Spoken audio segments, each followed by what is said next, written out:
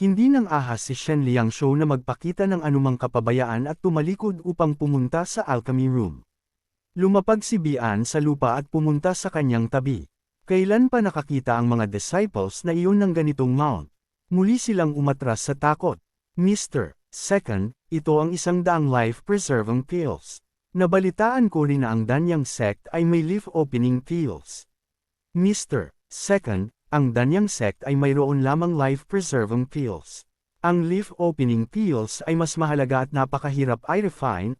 Bukod dito, ang Beidou Academy lamang ang nakapagre-refine ng mga ito. Pagkarinig nito, tumanggo si Yu Shangrong. Kinuha niya ang 100 life-preserving pills, inilagay sa harap ng kanyang ilong, at bahagyang inamoy. Isang napaka-espesyal na medicinal fragrance ang humalimuyak sa kanyang mukha. Mr. Second, magsesever ka ba ng lotus? Kapag nagsesever ng lotus, inumin muna ang gamot na ito, at pagkatapos ay kailangang mabilis, matapang, at tumpak.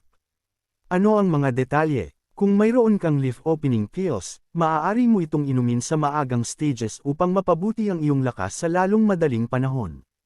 Ang life-opening pills ay kaunti lamang ang gamit sa mga huling stages, pagkatapos mag-upgrade, ang medicinal efficacy ay dahan-daang mababawasan.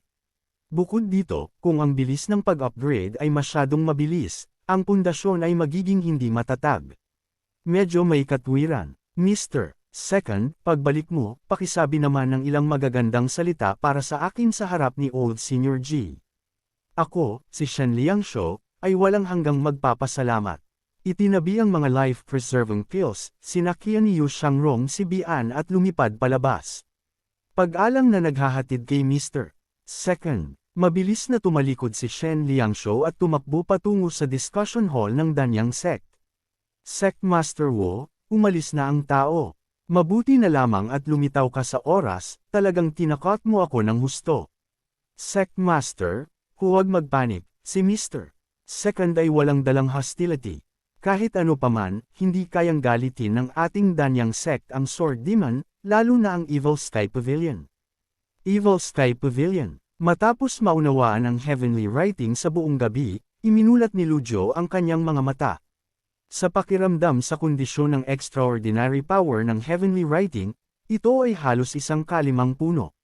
Sa bilis na ito, aabutin lamang ng 5 araw upang ganap na ma-charge ang extraordinary power.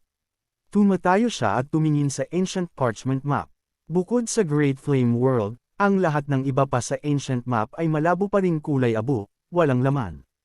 Mas mabuting mag-draw ng prize para mabago ang aking mode. Ding, nagamit ang 50 merit points para sa prize draw, nagamit ang 54 na luck points, nakakuha ng disguised card 5. Maaaring baguhin ang iyong hitsura, ang bawat paggamit ay tumatagal ng 5 araw, ganoon ba ka-scam ang mga kasalukuyang system? Naglalabas ng ganitong uri ng lalo na walang kwentang card sa bawat pagkakataon. Master, si Siwuya ay humihingi ng audience. Ano ang usapin? Sinabi niya na naisip na niya ang usapin tungkol sa memory crystal. Papuntahin mo siya rito. Master, ang iyong disciple ay hindi nangangahas. Sa nakalipas na ilang araw na ito, ang iyong disciple ay nagre-reflect sa reflection cave, habang pinag-iisipan din ang usapin ng memory crystal. Nararamdaman ng iyong disciple na ang crystal ay dapat na nasa western frontier, sa halip na sa northern frontier. Paano naging ganon? Matapos ay seal ni Master ang kanyang mga alaala, naglakbay ka patungong western frontier. May 5 kaharian sa western frontier. Nang bumalik si Master matapos ay seal ang iyong mga alaala, nakatagpo mo ang unang pagkubkob ng 10 great experts. Ang tanging nakakaunawa ng mabuti sa kinaroroonan ni Master at nakapagdisenyo ng pagkubkob ay ang lulan, na may ganitong motibo at lakas. Palagi kong iniisip na ito ay ang paglilinlang ng mga traitorous disciples na iyon, lalo na si Yu Zhenghai, na may pinakamalaking hinala. Sa paalala ni Siwuya, may punto nga ito. Si Third Senior Brother ay minsang nagsever ng espada sa Princess Consort ng Western Region, alam ba ni Master kung bakit? Pinananatili mo ba ang suspense kay Master? Ang Princess Consort na iyon ay likas na isang great sorcerer na naghangad kay Second Senior Brother at gustong samantalahin ang pagkakataon upang kontrolin siya. Paano mahuhulog si Second Senior Brother sa kanyang patibong? Matapos patayin ng princess consort, ang imperial family, upang matiyak ang marriage alliance, ay kailangang magpasok ng isang princess consort sa palasyo.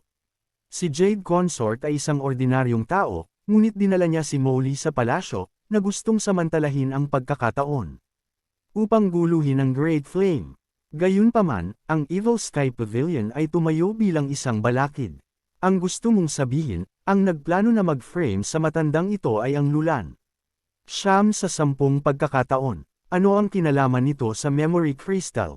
Ang mga tao sa Lulan ay napakalinaw sa iyong mga galaw, marahil ay alam din nila kung saan ka nagpunta sa Western Frontier. Kung mahahanap natin ang movement route ni Master noong panahong iyon, ang Memory Crystal ay mahahanap. May katwiran ang sinabi ng traitorous disciple na ito. Ngunit paano ito mahahanap? Master, ang iyong disciple ay naglagay din ng ilang foreign tribe informant sa mga nakalipas na taon, lalo na sa Lulan. Ang loyalty ni Shibuya ay tumaas ng kaunti kumpara noong una, ngunit hindi pa rin ito napakataas. Ang bagay na ito ay magagawa lamang ng iyong disciple. Bagamat si Jiang Aijian ang third prince ng Great Flame at maraming informants, ang kanyang pag-unawa sa mga foreign tribes ay masyadong kulang. Si Jiang Aijian ay likas na malaya at tamad, hindi nagbibigay ng pansin sa maraming piraso ng impormasyon. Noong araw, maraming balita ang ipinagbigay alam sa Evil Sky Pavilion ng iyong disciple sa pangalan ng Darknet. Malinaw na magagawa ito ni Jiang Aijian. Ang taong ito na si Jiang Aijian ay hindi mapagkakatiwalaan. Ang iyong disciple ay hindi intensyonal na nagsisira kay Jiang Aijian. Master, patawarin po ang aking mga kasalanan. Alam mo ba kung bakit pinag-reflect ka ng matandang ito sa Reflection Cave? Alam ng iyong disciple na ang pagtataksil sa sect ay hindi mapapatawad. Ang iyong disciple ay walang anumang reklamo sa anumang parusa. Kayo ni Yu Shangrong ay parehong nagbabahagi ng hindi kinakailangang kapangahasan. Ang tiwala sa sarili ay maayos, ngunit ang labis na tiwala sa sarili ay nagiging kansit. Ang kapangahasan ay madalas na magbubulag sa iyong mga mata. Natigilan si Shibuya. Ang pag-iisip sa tambak ng mga bakanting papel sa Reflection Cave, naramdaman niya ang matinding init sa kanyang mukha. Itinuturing niya ang kanyang sarili na matalino, itinuturing ang sarili na mahusay sa diskarte, ngunit sa mga problemang iyon, wala man lang siyang nasolusyonan kahit isa. Tumpak ang aral ni Master, naiintindihan ng iyong disciple. Hanggang ngayon, hindi ka pa rin ba gustong magsalita tungkol sa sitwasyon ni Yu Zhenghai? Nangako ang iyong disciple kay eldest senior brother. Kung hindi ka magsasalita, itataboy ka ng matandang ito mula sa sect. Simula ngayon, wala ka ng anumang ugnayan sa Evil Sky Pavilion. Ang peacock feather, ibinabalik ito ng matandang ito sa iyo, maaari kang umalis anumang oras. Kung magkikita tayong muli sa hinaharap, kung bilang magkaaway, ang matandang ito ay absolutong hindi magpapakita ng awa. Ding, nadisiplina si Shibuya, nakakuha ng 500 merit points, hindi paniniwalaan ni Lu Zhou ang tinatawag na kalokohang pangako. Ikaw, Shibuya, ay nagawang magtaksil sa iyong sect, ano pa ang sasabihin tungkol sa pagsundo ng pangako kay Yu Zhenghai? Talagang nakakatawa, makatutugon ang iyong disciple, ngunit mangyaring pumayag si Master sa isang kondisyon mula sa iyong disciple. Nakasundo ka ng mga kondisyon sa matandang ito. Ang iyong disciple ay absolutong walang pusong hindi sumusunod, at lalong hindi nangangahas na makipag-usap ng mga kondisyon kay Master.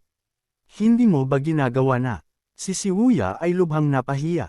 Ang lahat ng kanyang tiwala sa sarili at kahinahunan ay naging lubhang malubha sa ilalim ng tingin ni Master. Ang kanyang isip ay nasa isang magulong estado, nawalan ng lahat ng pakiramdam ng timbang, at sa isang sandali ay hindi niya alam kung ano ang sasabihin. Kinuha ni Lu Zhou ang handbook ni Shibuya mula sa kanyang manggas. Matapos itong tingnan, inilagay niya ang handbook sa talahanayan. Sa tingin mo ba kung hindi mo sasabihin, hindi malalaman ng matandang ito? Alam mo, ang mga tao ng Wookiee, kapag namatay ang tao, ang kanilang puso ay immortal, kapag ibinaon sila sa lupa at dinilig ng tubig, maaari silang mabuhay muli mula sa kamatayan. Ang mga tala sa handbook ay masyadong malinaw, sa puntong mahirap na hindi ito matuklasan. Nalaman pa rin pala ni Master sa huli. Napakapait ng kapalaran ni eldest senior brother. Napakapait ng kanyang kapalaran. Si Yu Zhenghai ay solong itinaguyod ang underworld sect, na nag-a-annex ng mga faction sa kahit saan. Ang kanyang mga subordinate na Four Great Protectors ay matapang at matindi sa labanan. Ngayon ang buong mundo ay malapit ng makontrol niya, na sumasakay sa flying chariot sa kahit saan upang magtatag ng prestige araw-araw, na sumasakop ng mga lungsod at ng aagaw ng mga teritoryo. Paano naging napakapait ng kanyang kapalaran?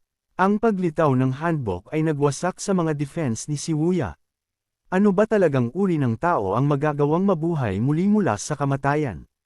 Kahit ang tulad ni Yun Tianluo ay hindi nabuhay muli mula sa kamatayan sa tulong ng misteryosong figure na nagngangalang Luo, kaya sa anong batayan ito magagawa ni Yu Zhenghai? Iilang daang taon na ang nakalilipas, ang tribo ng Wookiee ay orihinal na nabuhay sa loob ng Great Flame. Pagkaraan ay sumiklab ang digmaan, at ang mga Wookiee ay kailangang mag-migrate sa kahit saan. Nag-migrate mula sa pinakasilangang Yang State papunta sa pinakanagkakanlurang Liang State, orihinal na nabuhay sila sa kapayapaan sa isa't isa. Nang sumiklab ang digmaan sa pagitan ng Great Flame at Lulan, ang tribo ng Wookiee ay nagdusa sa apoy ng digmaan at halos maubos. Ang buong tribo ng Wookiee ay may 3 tao na lamang ang natira, at si eldest senior brother ay isa sa kanila. Sa oras na iyon sila ay bata pa, ang 3 ay nagpalimos para mabuhay sa kahit saan, na naglalakad sa mga kalye. Sila ay binugbog, na nagtitiis ng mga supercilious na tingin. Si eldest senior brother ay madalas magnakaw ng ilang pagkain upang ibahagi sa kanyang mga kasama. Si eldest senior brother ay may matigas na ulo at matigas na bibig. Minsan kahit matapos makatanggap ng bagbog, hindi niya iuyuko ang kanyang ulo. Naranasan na ni Lu Zhou ang puntong ito. Ang ugali ni Yu Zhenghai ay hindi lamang basta matigas ang ulo. Ang mga bagay na kanyang napagdesisyonan ay napakahirap baguhin. Pagkaraan, 2 sa 3 ang nabugbog hanggang sa mamatay. Si eldest senior brother ay ipinagbili ng mga human traffickers, na naglagalag papuntang Lulan. Nagsasalita hanggang dito, huminto si Shibuya. Bahagya niyang itinaas ang kanyang ulo, na gustong makita ang ekspresyon ni Master. Si Master ay mukha pa ring normal, imposibleng sabihin kung ano ang kanyang iniisip. Bakit hindi nabuhay muli mula sa kamatayan? Kapag ang isang taong Wookiee ay namatay, ang mga karaniwang taong Wookiee ay nahihirapang makamit ito. Ang mga kondisyon ay napakahigpit.